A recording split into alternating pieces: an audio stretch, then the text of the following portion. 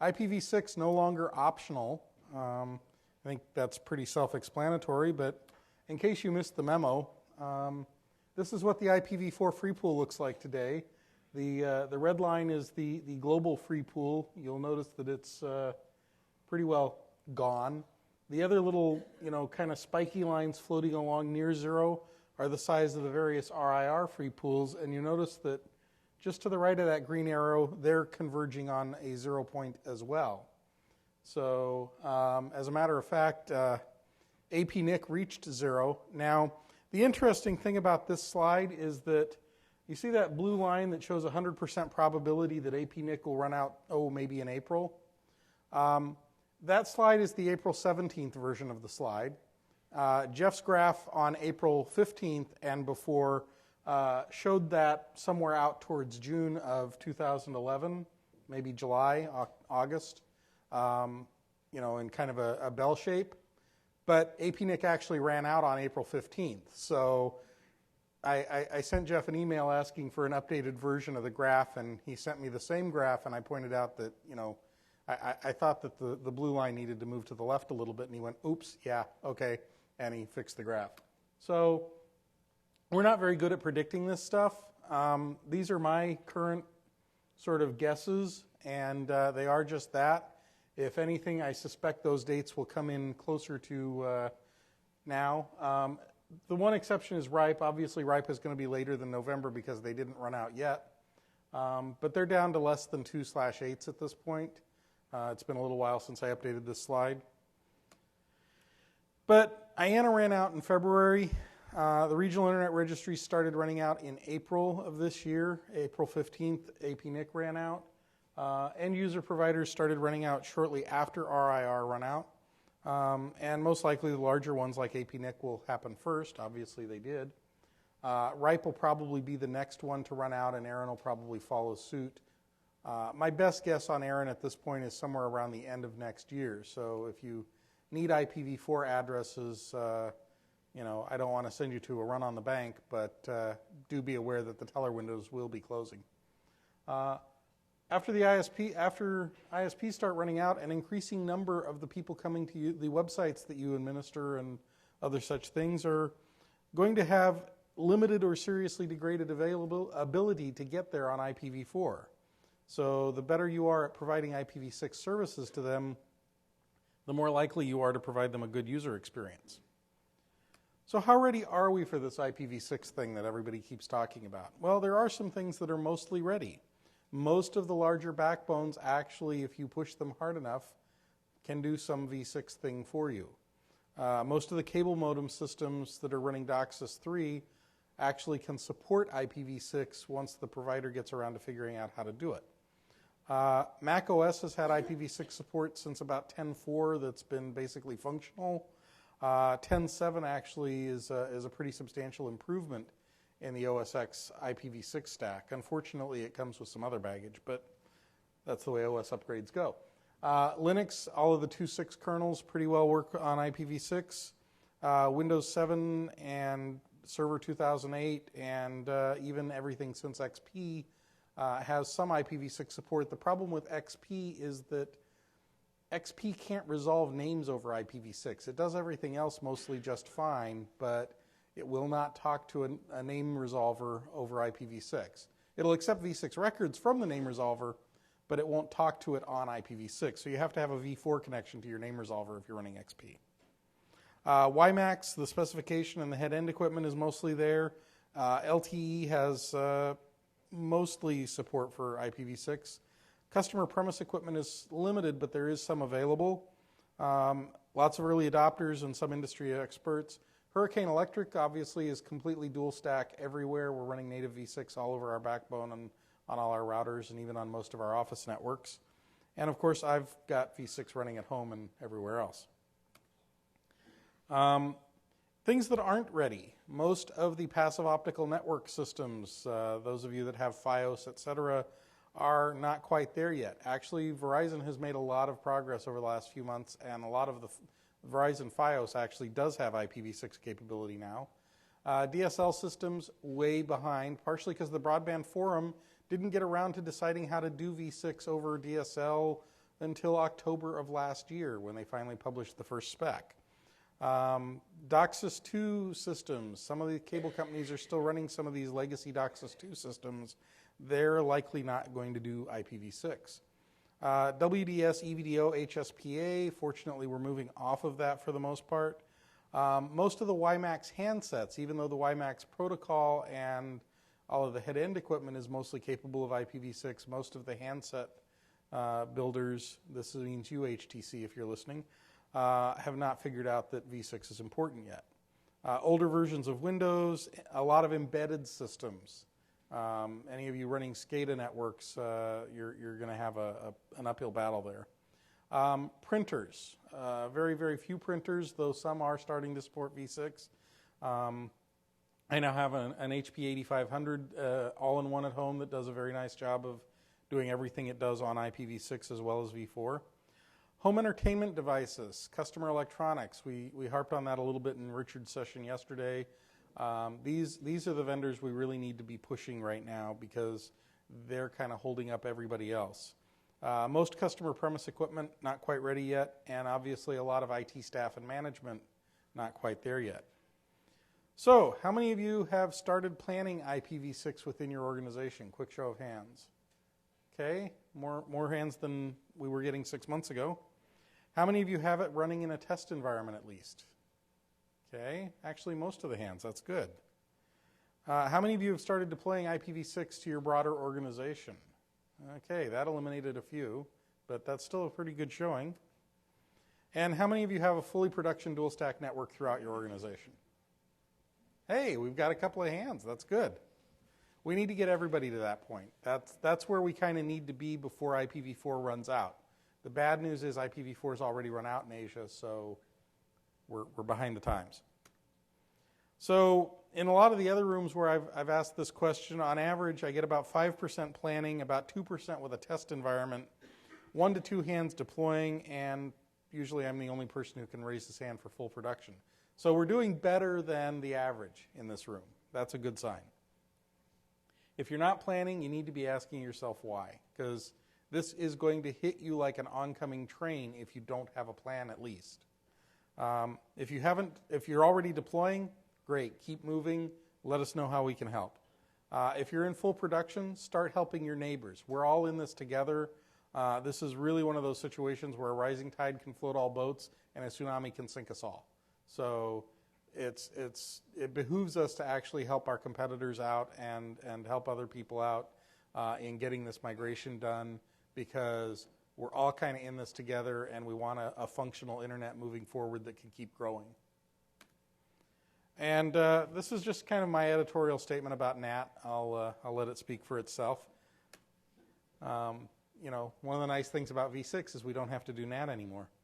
I hear a lot of people look at the problem and say, I don't need IPv6. I have plenty of IPv4 addresses for many years to come. Well, that's not exactly the right way to look at this. You're not on the internet to talk just to your own organization, right? You're using IP addresses because you want to talk to the rest of the world.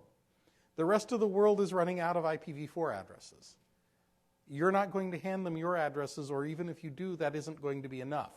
So you got to recognize that the rest of the world is going to be forced to move forward to IPv6, and the internet's going to move on without you if you don't move with it. So there simply aren't enough IPv4 addresses for everybody that needs to be on the internet. And all of the workarounds that people have proposed, carrier grade NAT, NAT 4.6, NAT 6.4, IVI, they all come with some really, really nasty trade-offs, and they break things. And they break different things in different ways. Anybody who's developed software for NAT traversal in home gateways understands that NAT is just a nightmare to cope with. Well, when you move that out of the home gateway or add an additional layer of it at the carrier level, it gets even worse.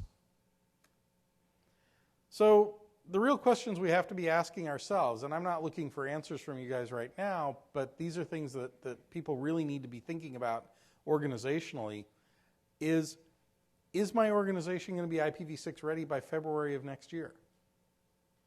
What do you plan to do to fix that if the answer is no? And how do you plan to cope with a world where there are no more IPv4 addresses available? Because we are rapidly closing in on that day.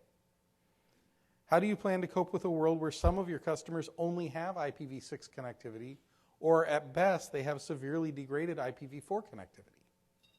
And really it boils down to two possible choices. Either you deploy dual stack and you join this lady at the beach, or you join this fellow out in the African outback and act like an ostrich. We just need more NAT. IPv4 is fine. So beyond this, I'm going to actually start getting into more of the how-to because the why I think I've dwelled on enough. And we're going to cover some of the basics of IPv6, how IPv6 addresses are doled out, and how to configure IPv6 on Linux, and what you can do if you can't get a native backbone readily available, and how to get IPv6 for free because people like free stuff. We'll also talk a little bit about routing, firewalls, DNS, reverse DNS, troubleshooting, and staff training. So the first thing is IPv6 requires a certain amount of a paradigm shift because we're moving from a realm of scarcity to a realm of inconceivable abundance, okay? Once you get past about 1 million, the human brain just says large number, larger large number, larger large number. And by the time you get to 340 undecillion, it's just like there's no way to wrap your head around the concept. So what we need to do is we need to realize that it's a different addressing paradigm, and we need to look at different ways to optimize things. IPv4, we had 3.7 billion total unicast addresses. And that, by the way, includes the RFC 1918 stuff and some others. In IPv6, we have 42 undecillion IPv6 addresses that are assignable out of the current 1/8 of the address space that the IETF has designated for global unicast. Okay, we still have 7/8 of the address space left that we can expand into if we fill up this 1/8 anytime soon. 42 undecillion is 42 followed by 36 zeros for those of you that don't want to try and do that math in your head this early in the morning. In IPv4, the most prevalent network size kind of generally is the /24, or what people used to call a Class C network. And that's it'll accommodate 254 hosts plus a broadcast and an unknown address. Okay. In IPv6, we don't count hosts. You just don't bother, because you assign every subnet a /64 and move on. Okay? How many hosts can a 64 hold? The simple answer is all of them. All of the hosts you want to put on any given subnet will fit within a /64. Okay? As a thought exercise, think about building a reverse zone file and mapping out an entire /64. There isn't enough disk space on the planet to hold the necessary swap file. Okay? It's that big. There's 18 quintillion addresses in a /64. You don't need to worry about counting how many hosts you're going to put on the network, and you don't need to worry about the network outgrowing its prefix, which is a good thing. Notation is a little bit different. I'm pretty sure everybody in this room understands hexadecimal and can switch between dots and colons without too much difficulty, so I won't dwell on that. Very important thing when you're shortening IPv6 addresses, especially when you're doing it in software, you can only have one set of double colons in an address. If you put two sets of double colons, it's impossible to tell how many zeros belong in which one. And when replacing consecutive fields full of zeros with double colons, there are some decisions to make about where to do that.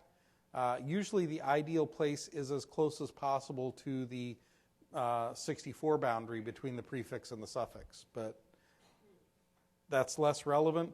But what that means is that when you're going to compare IPv6 addresses, you either want to convert them to binary and then do the comparison in binary, or you want to store them as fully elongated text strings and do the comparison in the fully elongated version of the text string with all the zeros put back in it, rather than in the user-readable short form, because the short form may not match, because you may have two different automated processes shorten it in two different ways, or you may have an automated process and a user shorten it in different places. So in terms of doing a size comparison between v4 and v6, so far this is the closest I've been able to come to helping people wrap their head around the size of this stuff. An average bag, large bag of almond M&Ms is 254 M&Ms, so we'll sort of say that's roughly equivalent to a Class C. Now, if we empty enough bags of M&Ms out onto the football field such that one M&M represents every Class C in IPv4 global unicast, we have enough M&Ms to actually make a single layer of M&Ms, one M&M deep, over 70 yards of an American regulation NFL football field. Okay? Only the first 70 yards. On the other hand, if we take the number of M&Ms in a /64 and we pour that into the Great Lakes, we literally fill them to the rim. All 5 of the Great Lakes. Okay? It's that many more addresses. And it turns out that there are enough /64s that if we use an M&M to represent each of the /64s in IPv6, we can still fill the Great Lakes. So imagine the Great Lakes full of M&Ms squared. That's how many addresses we're dealing with in IPv6. So this leads to needing to think a little bit differently. In IPv4, the assignment unit was the /32. We went, how many hosts do I need? Okay, I'll make the network that big. Okay, if I need 8 hosts, I have to give it a 28 because 8 hosts don't fit in a 29, but God, I really hate to waste those other addresses. Okay, in IPv6, we don't count hosts. We just assign a 64 to the subnet, and we know that everything's going to fit. So in IPv4, we were constantly having to manage these trade-offs in address assignment policy between aggregation of prefixes and scarcity of addresses. And that's how we ended up with a 400,000 route table, which is not good for the average router and creates lots of churn and other problems. In terms of address optimization, in IPv6, aggregation is number one. Okay? At least for this first 1/8 of the address space, we can afford to focus on aggregation, be very liberal in what we hand out, and not so stingy, and optimize in some different ways. In IPv4, we handed out addresses based on kind of a sequential allocation process using a slow start methodology, and we ended up with frequent fragmentation as a result. In IPv6, we can actually do this thing called allocation by bisection, where we kind of go, you know, what's the biggest chunk of free space I've got? Okay, I'll put this kind of in the middle of it, and then when we need another network, we can do that. And by doing that, we usually end up with lots of big holes stretching beyond the addresses that we've allocated, and we can quite often expand those prefixes by just moving bits to the left and leaving the numbers in place, which means we don't have to renumber stuff, but we can still preserve aggregation as things grow. In IPv4, we had to conserve addresses. We were so desperate to conserve addresses that we damaged the network's functionality. We got rid of the end-to-end principle. We eliminated the ability to treat everything as a peer, and we did this really funky hack that people love to hate and love to love, and depends on where your passions lie, called NAT. Not mostly supported in IPv6, although there is some support emerging because people just can't get rid of their IPv4 thing. Address configuration, 2 options in IPv4, static and DHCP. IPv6, we have both of those, but we also have a third option called stateless auto-configuration. We'll talk more about that in a minute. So v6 clients talking to v4-only servers kind of looks like this. Not a new lossy compression algorithm, just not a lot of communication. Address scopes are kind of a new thing in IPv6. There's currently 2. There's global unicast and link local. Site local was deprecated. Link local addresses are only valid on a given link. They are unique to the link. A link is different from a subnet. A link is essentially a layer 2 network boundary, but you may have more than one layer 3 network on a given link. So the link local addresses talk to everything on the link, whether it shares the same layer 3 subnets for the global unicast or not. Site local was deprecated. The replacement for it is not a scoped address, but a perverted form of global unicast called unique local addresses, which are essentially the IPv6 equivalent to RFC 1918. And then global unicast is currently coming out of 2000/3, and it's pretty much everything else. It's the kind of addresses you're used to working with in v4. Stateless auto configuration is the easiest way to put IPv6 on an interface because all you have to do is turn the machine on and it works. It provides only the prefix and router information. There are now extensions to it to get DNS server information, finally, but they're not widely implemented yet on the client side. It does have one little kind of annoying characteristic in that it assumes all advertising routers are created equal modulo the priority bits set in the router advertisement, which are limited to high, medium, or low. And a rogue RA can be pretty transparent to the end user. Unlike a rogue DHCP server, you can build a rogue router that actually doesn't break the network and can operate very transparently, sniffing your packets. The solution to this is RA Guard. So if you're buying switches or wireless access points, it is very important that you insist on your vendors having RA Guard before you purchase. Compared to a rogue DHCP, an accidental rogue RA might break some stuff, is relatively easy to find and pretty easy to mitigate. Unfortunately, a malicious rogue router advertiser can actually be virtually undetectable because what he does is he says, hey, I'm the best router on this network. All your packets, send those to me and I'll get them to the internet. He can still hear the other routers on the internet advertising on the local network advertising their RAs. So he can forward all of those packets that he collects to those routers, and the only noticeable side effect is a couple of additional milliseconds of delay. So you don't necessarily even see him, and in fact, he may not even show up in a trace route. The trace route, if he doesn't decrement the TTL, is going to show the legitimate router, not this rogue. So you're not even going to know you're sending your packets to him. He doesn't break anything, okay? But he can sniff everything, and that's just not good. The way that stateless autoconf works is your host wakes up, it takes its MAC address, converts it to 64 bits, and I won't go into the details, it's pretty straightforward, and it says, I'm going to use this link local address. Anybody object? And it listens for a little while, and if nobody objects, it says, great, I'm unique, and it moves on. If somebody objects, if somebody says, hey, that's my address, then it shuts down v6 on the interface, and until you manually intervene, you're not going to get v6 running on that interface. This is actually better than what we currently get with v4, where they sit there and they fight over who gets to use which MAC address, and the switch goes, ah, and bad stuff happens. Once they get their link local address figured out, they send an ICMP6 router solicitation to the all routers multicast group. The routers send back a unicast ICMP6 router advertisement to the link local unicast address of the host in response. Routers that are doing router advertisements also will periodically send out a multicast packet router advertisement to all hosts, and that allows the hosts to refresh their timers for these stateless auto-configured addresses.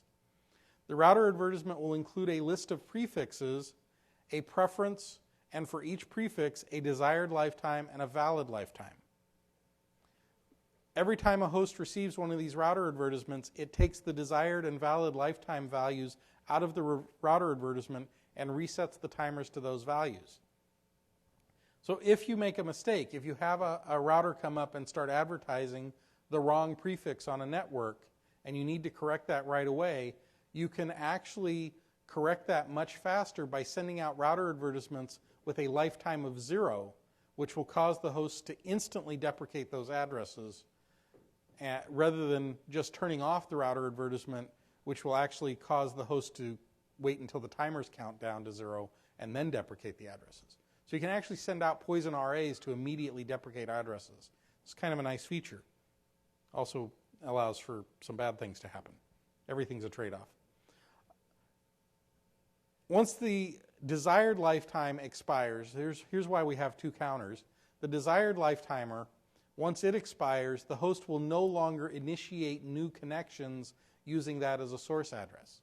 The address remains valid on the interface, existing flows are allowed to continue, and traffic coming into the host can create new sessions using that address but the host will no longer initiate new sessions from that address. Okay? Once the valid life timer expires, the address is actually deprecated, removed from the interface. Any flows using that address are terminated. This allows for graceful renumbering because you can set up an RA that starts advertising the new prefix and stops advertising the old prefix. The desired life timer, let's say that runs for another hour or so, and then the host stops using that address to create new connections. So you know that within an hour, nobody is initiating new sessions using that old deprecated address. Probably you want to set your valid life timer for a day or maybe even 2 days later. So when those expire, then you know that within 2 days, every host has deprecated that address completely, and you're now safe to remove that address from the router interface, and you've completed your renumbering task for that subnet. And the users mostly didn't even notice because very few people maintain sessions across multiple days, and even the ones that do expect those to occasionally get disrupted for a variety of reasons.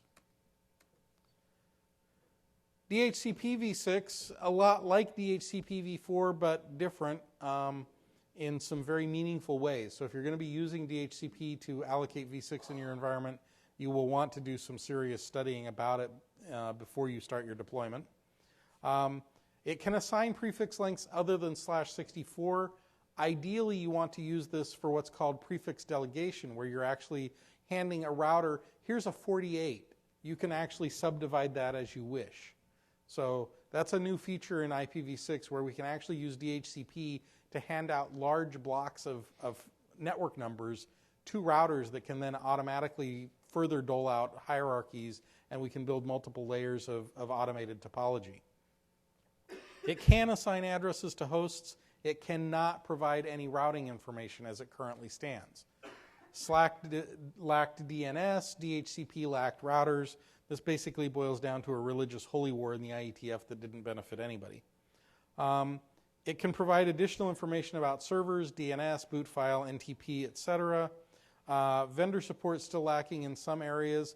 Mac OS did not have DHCP client or server capabilities for v6 until Lion. So if you're going to be using DHCP, all your Macs have to go to Lion. Static addressing works the same in v6 as it did in v4. There are a couple of rules you want to observe that are a little odd. The prefix and the first 12 bits of the 64-bit, the prefix can be whatever. The first 12 bits of the host address, though, have to be 0 for a static address. Otherwise, you risk conflicting with the auto-configured addresses. Quite commonly, when you're doing an IPv4 overlay network, you're going to want to use the same host number, either in binary coded decimal or in converting it to hex, as your host address in v6. And there's nothing wrong with doing that. As long as the first 12 bits remain 0, they won't conflict with the IPv6 auto-configured addresses. Privacy addresses are a pathological form of stateless autoconf. They use a new suffix periodically or for each flow, or depending on how the vendor chose to implement it, some other metric for when they change.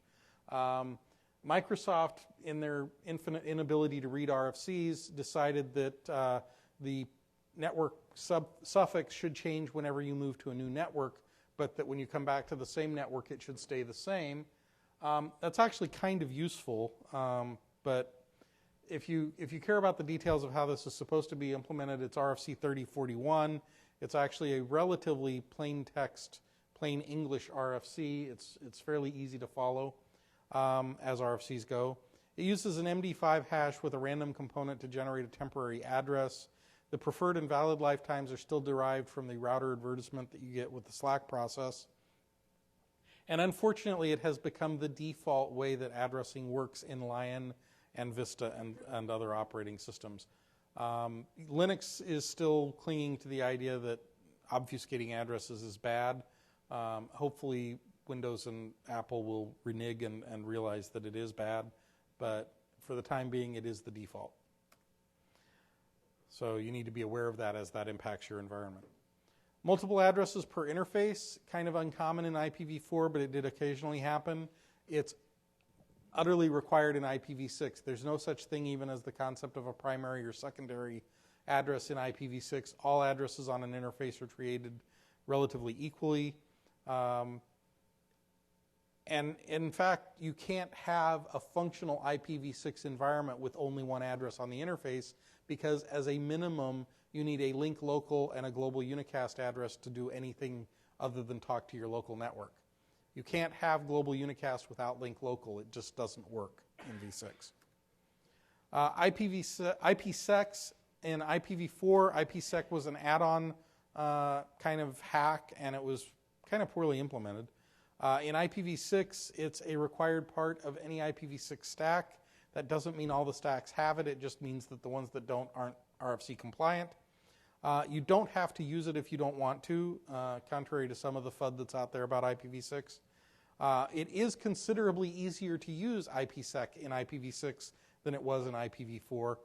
And it's actually possible that we'll be able to use opportunistic encryption for IPv6, IPsec in the future. And in fact, there is a product called Direct Connect that actually does do that. Configuring IPv6 native on Linux depends on your distro. If you're in Debian or one of the Debioids, you're using Etsy interfaces or Etsy network interfaces, depending on which version. Red Hat distros, Red Hat Enterprise, Fedora, CentOS, etc., use Etsy sysconfig network scripts, blah, blah, blah. The interfaces file ends up looking like this. You're all familiar with the IPv4. IPv6 static, pretty much the same as IPv4, just with different addresses. The good news is we don't make you write out the netmask in IPv6. You can simply say netmask 64 for a /64, which is good because typing out FFFF colon FFFF colon FFFF colon FFFF colon 0000 colon 00 gets old really fast. The easiest way to configure v6 is simply iface eth1 inet6 auto. That'll turn on stateless autoconf and you're done. So that's another option. The Red Hat version looks like this. The IPv6 adder underbar secondaries is kind of an unfortunate name for the variable because these addresses are in no way secondary. They're just additional addresses on the interface. They're treated equally. So I suspect that they needed to name the variable something. Nobody could come up with a good name, and whoever wrote the script used to work for Cisco. IPv6 autoconf, even easier. IPv6 init equals yes. IPv6 autoconf equals yes, and you're done. So what happens if you're ready for IPv6 but your ISP isn't? Well, generally, it's kind of hard to make the internet work if your ISP won't pass the packets. So what we need to do is we need to work around that. And the easiest way to work around that is we take v6, wrap it up in v4, send it across the area that doesn't understand v6 to some part of the v6 internet that does understand v6, unwrap it there and pass it along. This is called tunneling. There's three options for tunneling, and in order of preference, there's 6in4, 624, and Teredo. The advantage of 6in4, and you can actually use GRE as well as 6in4 for this. The primary differences between them are that 6in4 uses protocol 41 and GRE uses protocol 43. GRE is pretty well understood by most network administrators. Most of us understand how to deal with GRE tunnels. They're simple, they're deterministic. You've got a defined endpoint here, a defined endpoint there. If you're not the administrator at both ends, you know who the administrator at the other end is, and you can talk to them and you can debug it together, and it's very, very simple and straightforward to figure out whether the packets are flowing or not and why they're not if they aren't. 6to4, on the other hand, still uses protocol 41, but it uses some Anycast magic and some other weirdness to kind of make everything automatic. When it works, it's really nice. It works really well. The problem is it works about 65% of the time, which is not so good. And when it doesn't work, it's non-deterministic. It's a Heisenbug. You have to send a lot of packets and figure out, okay, these packets are getting through, but these packets aren't. Where are the packets that aren't getting through going? and kind of trace that down. And anything that changes anywhere on the internet can modify the test environment that you're trying to debug. So it's really not fun to debug. It might be a good option for certain kinds of mobile devices, laptops, cell phones, etc., if they don't have a better way to get to the v6 internet for the time being. But again, the big disadvantage is because it uses Anycast to determine the endpoints, and it makes independent Anycast decisions at each end of the tunnel, it's very non-deterministic and very, very hard to troubleshoot. Teredo. All the fun of 6-4 with some additional Microsoft magic thrown in, and it runs over UDP, so it provides bidirectional IPv6 routing that will get through your NAT and your firewall whether you want it to or not. That's always good. If you really care about implementing this, there is a Linux implementation called Moredo that will do both the client and the server. This is every bit as complicated and tricky to troubleshoot as 624, and then it has some additional, Microsoft trickiness thrown in on top of it. So configuring a 6 and 4 tunnel on Linux, not as straightforward as you would hope. There is help available on how to do this at tunnelbroker.net. If you're running a fairly recent kernel, these are the actual commands that need to get executed, but putting it in the config files is a little bit trickier. Debian has recently added support for tunnels in their config files. I don't yet have an example of that. I apologize. I don't do a lot of Debian work, so I haven't had time to put that in a lab. NetTools, if you're running a really old kernel, these are the commands that have to happen. Nothing running this old of a kernel has support for tunnels in the config files. Fedora 12 and later, you can actually do it in the config files, but you have to configure not only the interface config file, you also have to modify etc sysconfig network, and you have to add the static route thing here, and you have to add the route 6-sit1 file there. But the good news is, yes, indeed, you can get IPv6 for free. There are a number of tunnel brokers out there for probably somewhat obvious reasons. My personal favorite is the Hurricane Electric Tunnel Broker at www.tunnelbroker.net. There's also some IPv6 online training available there, and if you manage to get yourself all the way to our SAGE level of certification, we'll send you a free t-shirt. So hopefully that motivates you a little bit. You laugh when I say hopefully that motivates you a little bit, but we actually managed to triple the size of the IPv6 network at the time when we first announced the t-shirt program. If your organization has a presence at an exchange point where Hurricane Electric is also present, we will offer you free IPv6 transit across the exchange point if we peer with you. And if you want to peer with us, just send an email to me or to peering@he.net. We have a one-word peering policy that is rather unusual in the industry. That word is yes. We'll peer with anybody. In terms of routing, you've got the usual suspects. OSPF becomes OSPF3. If you really, really like OSI-style Arcana, you can use ISIS with IPv6 as well. BGP uses BGP4 with address family INET6. And you have, of course, router advertisement. The open source implementation of router advertisement is rather unfortunately named RADVD. And there is support for routing v6 in Quagga and others. In case you're familiar with IP tables, and that's how you do your filtration in IPv4, you will see that this looks very familiar. IP6 tables, just like IP4 tables, with bigger, longer addresses.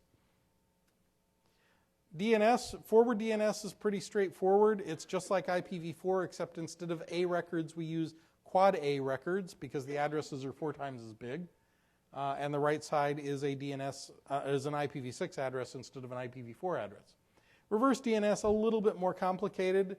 Instead of inaddr.arpa, we use IP6.arpa. And you have to put the zeros back in before you reverse the address. Trust me, reversing the address and then putting the zeros back is a route to pain. I've tried this experiment. Don't ask me why. And you eventually end up with something that looks like that nice long string at the bottom. So one of the side effects of IPv6 is that your reverse DNS zone files will end up using a very, very small font.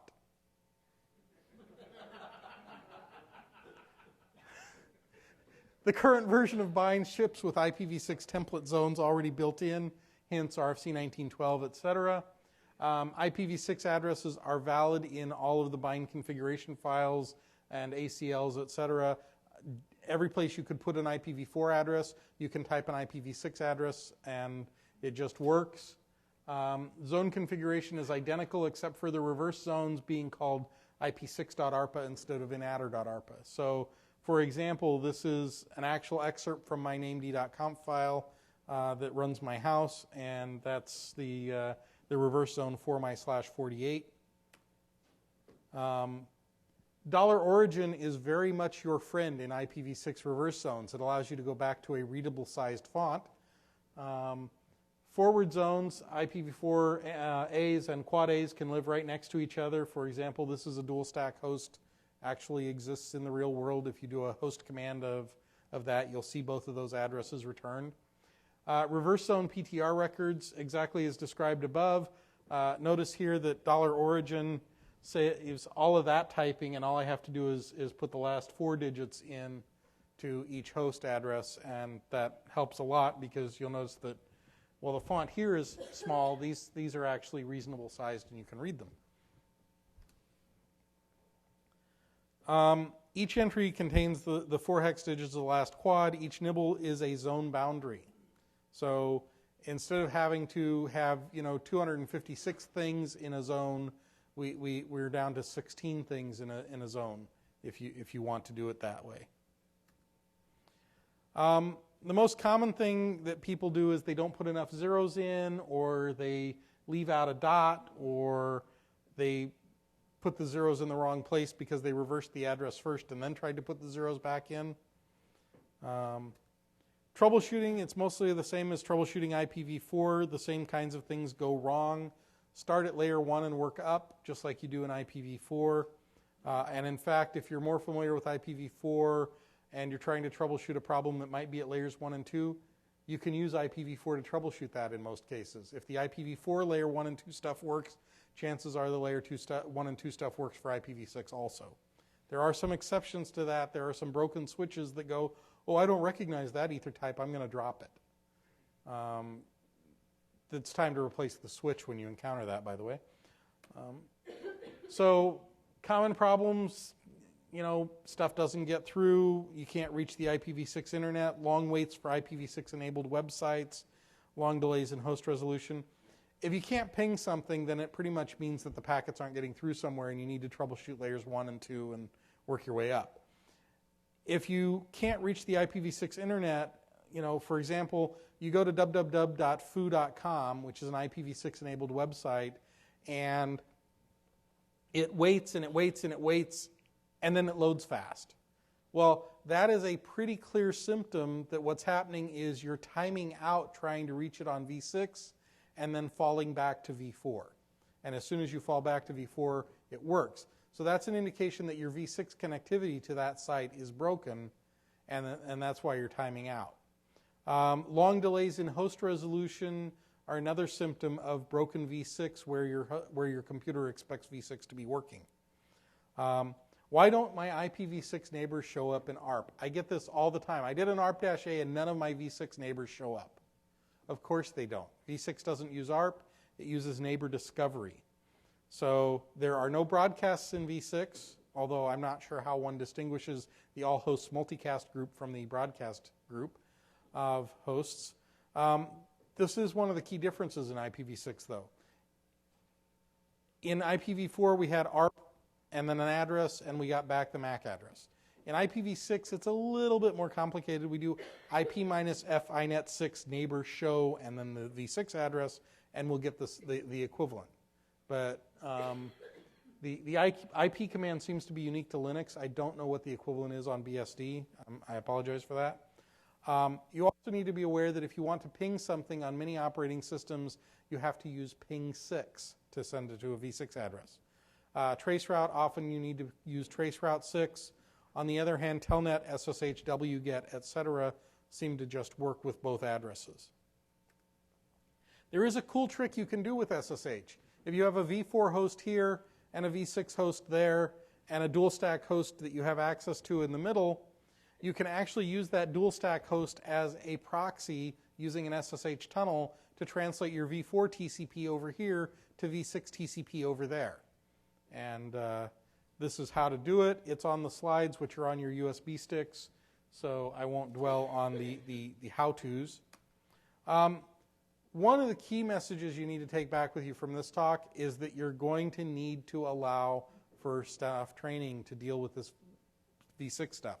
Your people are going to have to be able to wrap their heads around this. Hopefully this presentation helped a little bit. You're going to need quite a bit more. You're going to need to plan for it, you're going to need to budget for it, and you're going to need to allocate time for it. So plan accordingly. And if at all possible, please take away the electronic leashes from your staff before they go into training, because they are a serious distraction, not only to the staff member in training, but to the other people in the class. And with that, I think we have a limited amount of time for questions, because I'm actually slightly over what David told me to do. Any questions? Comments? Rotten fruit? Everybody's asleep. If you can come to the mic, because we are streaming this session. It's a race. Run.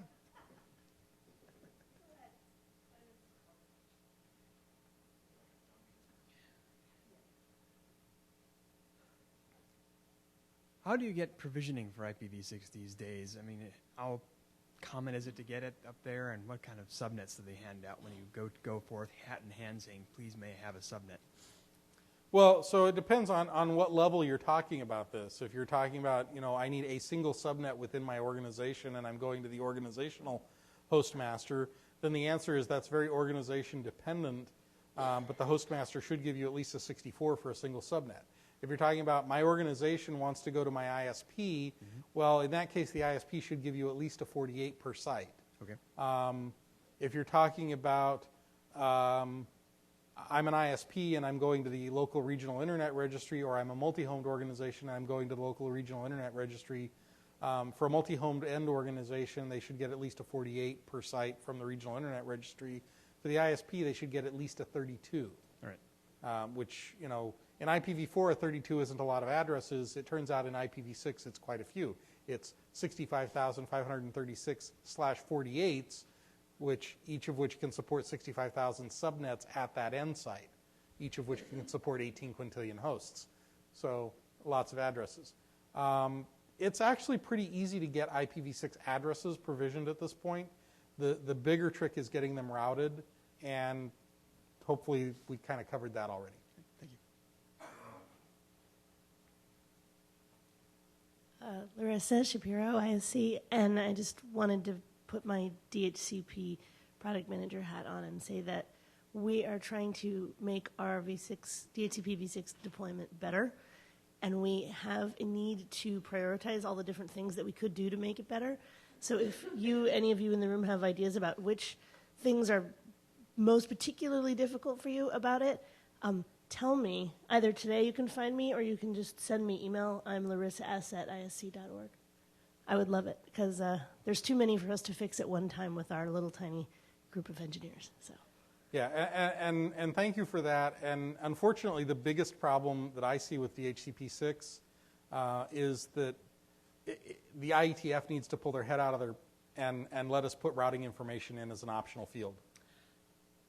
Yes, this is a big problem, and it's one that You can't solve it till the IETF does, at least not in a useful, compatible manner. That's the thing. We could just go ahead, which actually is my current theory, but it won't really solve the problem.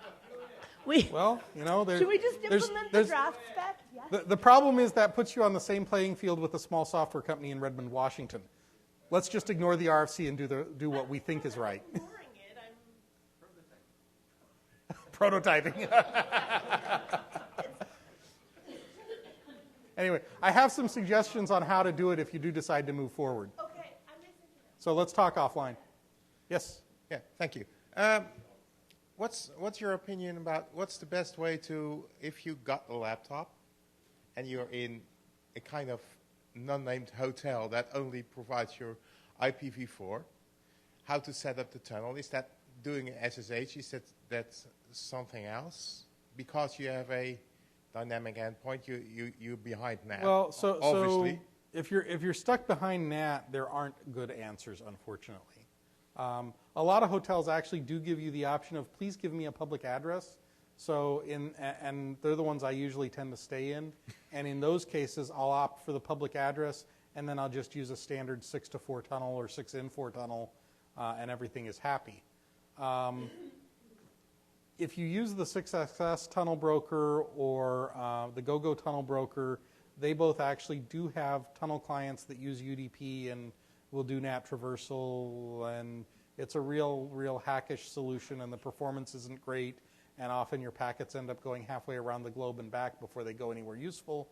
But other than those little deficiencies, they do actually sort of work. Mostly, I frankly give up on V6 in hotels and complain to the hotel about their internet being broken. Yeah, but they don't understand that, so you got they do when I get through complaining. It's all a matter of how hard you're willing to complain. Sure. If you want to, if you want to comment, come to the mic because we're streaming this session. But I think we're basically out of time. So thank you very much. Thank you.